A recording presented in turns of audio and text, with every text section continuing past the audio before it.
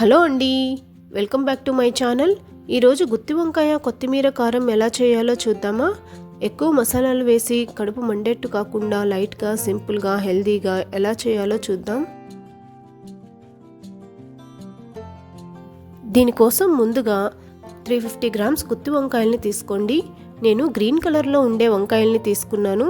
వీటిని 4 భాగాలుగా చేసి కాడల్ని ఎడ్జెస్లో కత్తిరించి తీసుకోవాలి.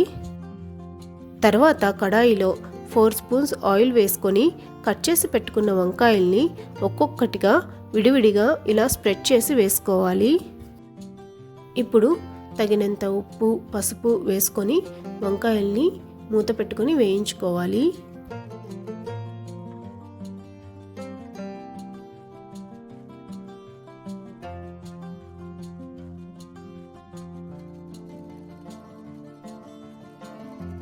ఇవి వేగే లోపల కొత్తిమీర కారం రెడీ చేసుకుందాం.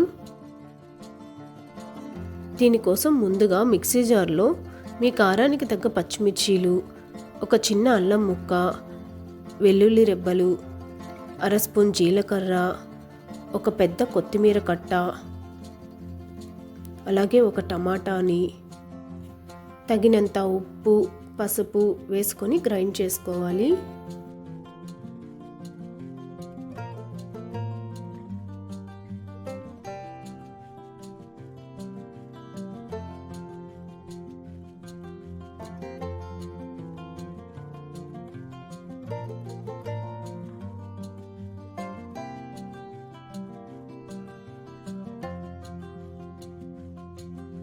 ఇప్పుడు వంకాయల్ని ఒకవైపు వేయించుకున్నాం కదా, తర్వాత అన్ని వంకాయల్ని మరో వైపుకి టర్న్ చేసుకొని మూత పెట్టుకొని మరో 2 నిమిషాలు వేయించుకోవాలి.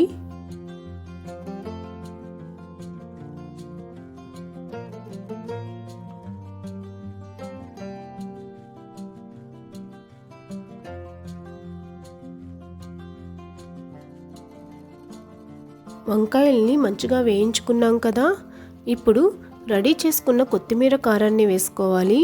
కొత్తిమీర కారాన్ని ఈవెన్గా వంకాయలపై స్ప్రెడ్ చేసుకొని మూత పెట్టుకొని లో ఫ్లేమ్లో ఒక 2-3 నిమిషాలు వేయించుకోవాలి.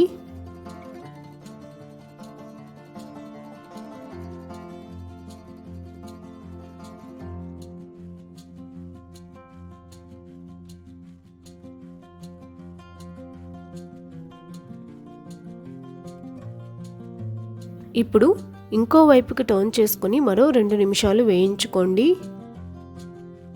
ఈ ప్రాసెస్ మొత్తం లో ఫ్లేమ్లో ఓపిక్గా చేసుకుంటేనే కూర టేస్టీగా వస్తుంది.